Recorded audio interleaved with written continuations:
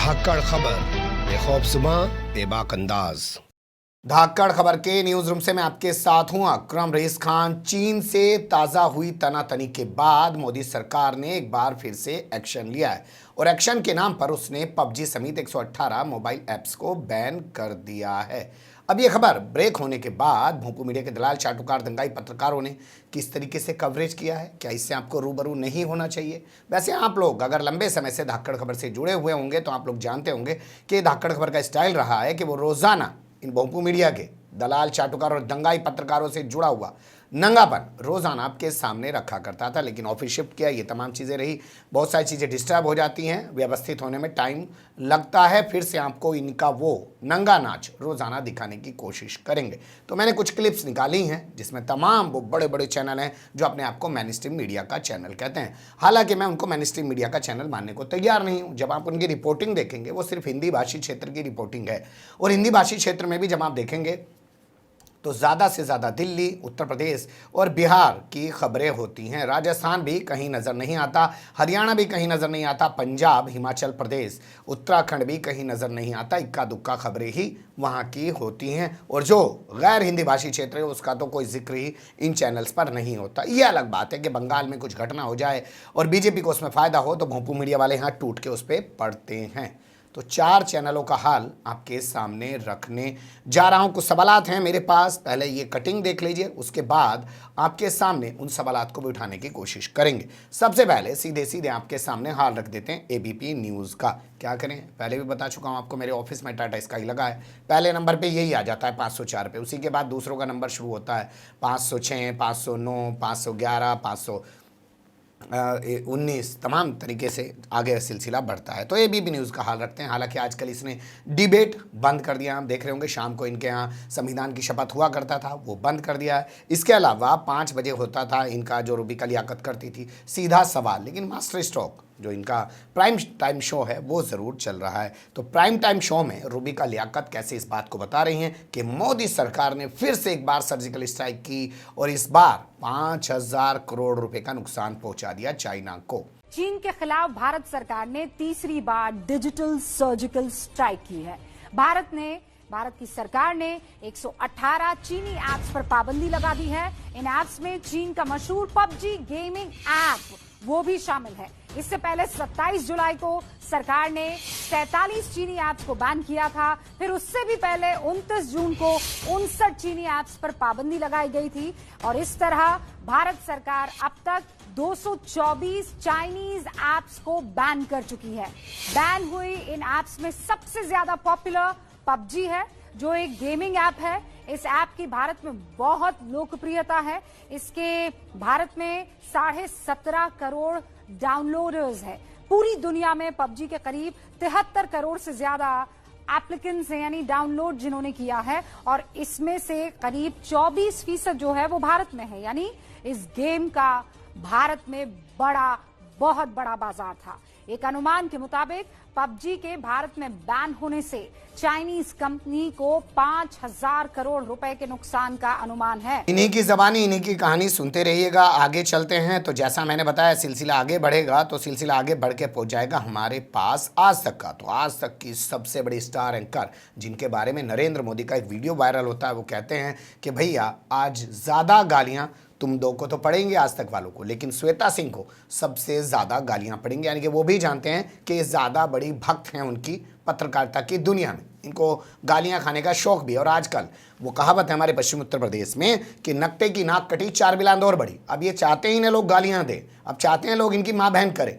तो ये जो हैं उससे अपने आप को जाके दिखाएं, माई बाप, मोदी जी देखिए हम आपके लिए कितना कर रहे हैं, लोग हमें गाली देना है। तो मोदी जी पलट के कहें ये गालियां देना जिस दिन बंद हो जाएगा उस दिन आप भी ख़त्म हो जाओगे, मैं भी ख़त्म हो जाऊंगा, इसलिए इन गाली देने वालों को जिंदा रखो। तो ये कैसे इसको बयान कर रही हैं और कैसे इसको कह रही हैं कि आज चीन को जो है खुद एहसास हो गया होगा और कैसे वो एहसास हुआ होगा उस पर इनकी भूमिका ज़रूर सुनिएगा। चाणक्य को उठा के ले आई हैं। इन्होंने कहा है कि चाणक्य ने कहा कि अपने दुश्मन को कम नहीं आंकना चाहिए, मतलब ऐप बंद कर दिए हैं तो भारत चाइना का दुश्मन हो गया। मुझे पहली बार पता चला कि भारत और चाइना के बीच दुश्मनी हो चुकी है और उन्होंने अपने ताल्लुकात ख़त्म कर दिए। इस एंकर की ज़बानी सुन लीजिए, आपके जहन में भी शायद यही सवाल उभर आए। चाणक्य कहते थे कि दुश्मन को कभी कमजोर नहीं समझना चाहिए। चीन ने चाणक्य को पढ़ा नहीं, वो भारत को कमजोर समझने की भूल कर बैठा। आज चीन को अपने किए पर अफसोस हो रहा होगा।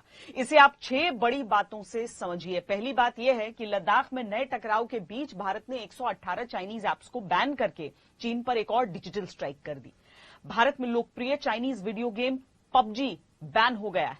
दुनिया में पबजी के सबसे अधिक 24% डाउनलोड्स भारत में होते हैं और ये भारत से बहुत पैसा कमाता है। इसीलिए टिकटॉक बैन की तरह ये चीन पर बहुत बड़ी आर्थिक चोट है। अब चलते हैं साहब देश के सबसे बड़े देशभक्त चैनल। हालांकि देशभक्त वाले मुद्दे पे भी और राष्ट्रवादी वाले मुद्दे पे भी कंपटीशन छिड़ गया। अर्णब गोस्वामी कह रहा है मैं बड़ा भोंपू हूं और अमीश देवगन कह रहा है मैं बड़ा भोंपू, और सुधीर चौधरी जो पहले से इस पे दावा दबाए बैठे थे वो कहना भैया मेरे से बड़ा भोंपू तो कोई हो नहीं सकता है।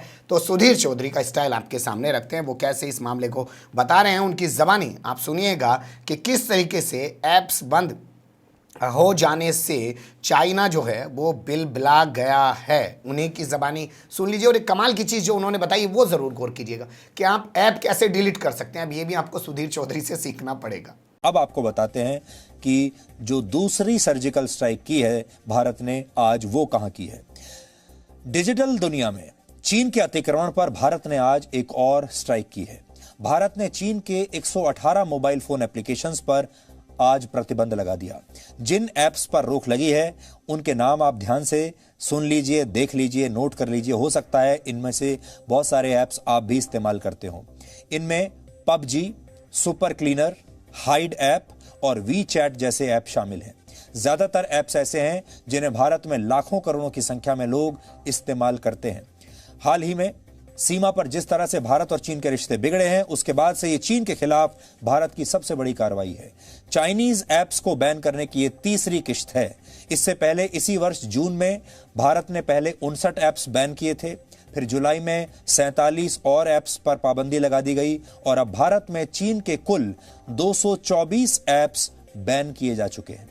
आज भारत ने चीन के जिन 118 ऐप्स को बैन किया है उनकी पूरी लिस्ट आप डीएनए देखते देखते यहां नोट कर सकते हैं। आपकी स्क्रीन पर आती रहेगी, ताकि अगर आप इनमें से किसी ऐप का इस्तेमाल करते हैं तो अब आप इन्हें फौरन डिलीट कर दीजिए अपने फोन से। अब आपको लेके चलते हैं न्यूज़ 18 इंडिया। यहाँ एक पत्रकार है अमीश देवगन, खुद को पत्रकार कहता है, आता जाता कुछ है नहीं। अब गाली देने को आप पत्रकारिता समझ लें तो ये हो नहीं सकता।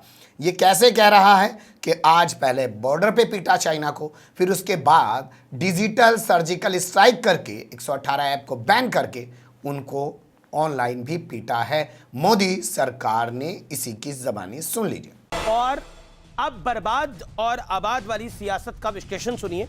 सरहद पर भारतीय सेना ने चीन को हद में रहना सिखा दिया है। सेना की मार के साथ चीन पर आर्थिक स्ट्राइक भी हुई है। आज ही कई सारे ऐप्स दोबारा बैन कर दिए गए हैं, उसमें पबजी भी बड़ा अहम है। पहली बार हर मोर्चे पर चीन पिट रहा है और भारत पीट रहा है।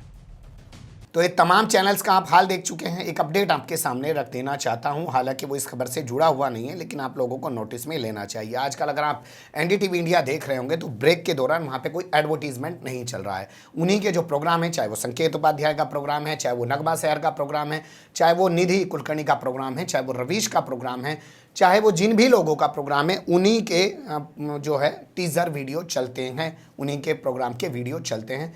तो बड़ा सवाल जहन में ये उभर रहा है कि क्या एडवर्टीजमेंट मिलना एनडीटीवी को बंद हो गया, या एनडीटीवी ने कोई नई पॉलिसी निकाली है कि वो एडवर्टीजमेंट नहीं चलाएगा। जो ब्रेक की दुनिया नियम के मुताबिक आपको बता दें, 1 घंटे के प्रोग्राम के दौरान आपको कम से कम 20 मिनट जो है एडवर्टीजमेंट में गुजारने पड़ेंगे। ऐसा नहीं है कि फुल टू आप चलाते रहेंगे। जैसे अखबार की दुनिया है ना, उसमें विज्ञापन भी छापना पड़ेगा, विज्ञापन के लिए भी एक स्पेस रखना पड़ेगा, लेकिन उसका भी एक दायरा होगा। ये नहीं कि पूरी अखबार में विज्ञापन छाप दे, पूरे 1 घंटे तक विज्ञापन दिखाते रहो। तो आजकल पता नहीं वहाँ पर विज्ञापन क्यों नज़र नहीं आ रहा है। मेरे नोटिस में आए, आप भी लीजिएगा, जो भी अपडेट हो उसके बारे में बताइएगा। अब कुछ सवालों की तरफ चलते हैं।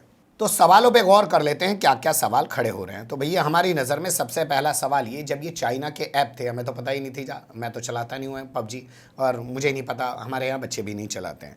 ये अगर ऐप चाइना के, तो क्या भारत के लोगों को, जिन्हें बताया जा रहा है कि कोई 17 करोड़ बता रहा है, कोई 17.5 करोड़ बता, उनका ज़मीर नहीं जाग रहा था, उनकी अंतरात्मा आवाज़ नहीं दे रही थी कि चाइना हमारे साथ बॉर्डर पर क्या कर रहा है, हमें ये ऐप खुद डिलीट कर देने चाहिए, हमें ये ऐप खुद छोड़ देने चाहिए। और दूसरे, अगर सरकार जागी तो इतने दिन बाद क्यों जागी? 15 जून के बाद पहले 59 ऐप बैन कर दिए, फिर 47 ऐप बैन कर दिए, अब 118 ऐप बैन कर दिए। तो क्या किस्तों में कर रहे हैं? और किस्तों में कर रहे हैं तो क्यों कर रहे हैं? क्या ये सवाल खड़ा होना लाजमी नहीं है? अब एक सवाल ये भी है, उस पर भी थोड़ा ध्यान दीजिए। क्या इन ऐप्स को बंद कर देने से, बैन कर देने से -24 में जा चुकी भारत की जीडीपी को कोई फायदा होगा? वो उभर के ऊपर आ जाएगी? इस पर भी बहस होनी चाहिए। इन ऐप्स के बंद होने से भारत को क्या नुकसान, क्या फायदा उसकी जीडीपी को? एक सवाल यह भी उभरता है कि चाइना के ऐप 2 बार पहले बंद किए जा चुके हैं, जैसा मैंने बताया, जून में किया गया, जुलाई में किए गए, और इस बार जो है फिर से किए गए सितंबर के महीने में। क्या इससे चाइना सुधरेगा? उसकी हालत में कोई सुधार होगा? क्योंकि अभी तक पहले के मुकाबले तो कोई सुधार हुआ नहीं है। इस पर भी सवाल उठना चाहिए, और इस सवाल पर भी गौर किया जाना चाहिए कि क्या ये ऐप्स बैन कराकर इंडिया में चाइना के अपने दोस्तों के लिए कोई राह हमवार की जा रही है? उनके लिए रोजगार तैयार किया जा रहा है, धंधा तैयार किया जा रहा है? क्योंकि खबरें आ रही हैं कि जो पहले ऐप बंद किए थे उनमें से बहुत सारे ऐप को अंबानी शुरू करने जा रहा है। तो भैया यहाँ बंद कराओ, अंबानी कहे ये तो मैंने खरीद लीजिए, अब चाइना के तो रहे नहीं, यहाँ मेरा कार्य क्षेत्र है, मुझे तो चलाने दो, मैं तो भारतीय हूँ, तो उनके लिए धंधा तैयार किया जा रहा है। वैसे खबर ट्विटर के जरिए ज़्यादा फैल रही है कि ट्विटर जो है टिकटॉक को खरीदने जा रहा है। तो इन सारे सवालात पर गौर किया जाना बेहद ज़रूरी है। सवाल और भी कई हैं, क्योंकि मीडिया जिस तरीके से इन ऐप्स को बैन होने की खबर को दिखा रहा है, क्या उसने जीडीपी में -24 की जो गिरावट आई है उसको भी दिखाया है? क्या देश की बिगड़ती अर्थव्यवस्था को भी दिखाया है? पूरे नोएडा के अंदर इंडस्ट्रियां बंद हो चुकी हैं, क्या उसको दिखाया है? लोग करोड़ों की तादाद में बेरोजगार हुए हैं, उसको भी दिखाया है? क्या सुशांत सिंह राजपूत के अलावा रोजाना ऐसे सुशांत सिंह राजपूत उत्तर प्रदेश में मारे जा रहे हैं, मौत हो रही है, क्या उसको भी दिखा रहा है? ये सारे सवाल हैं, इन पर आप गौर कीजिएगा। आपको छोड़े जा रहा हूँ इन सवालात के साथ, बने रहेगा धाकड़ खबर के साथ में। फिलहाल कमेंट्स के रूप में आप लोग अपनी राय दे सकते हैं, खबर को लाइक कर सकते हैं, चैनल को सब्सक्राइब कर सकते हैं, और ज़्यादा से ज़्यादा हमारी खबरों को शेयर कर सकते हैं। फिर ऐसे ही किसी सुलगते हुए या उलझते मुद्दे लेकर मैं आपके सामने होऊंगा हाजिर। फिलहाल अभी मुझे नहीं इजाज़त।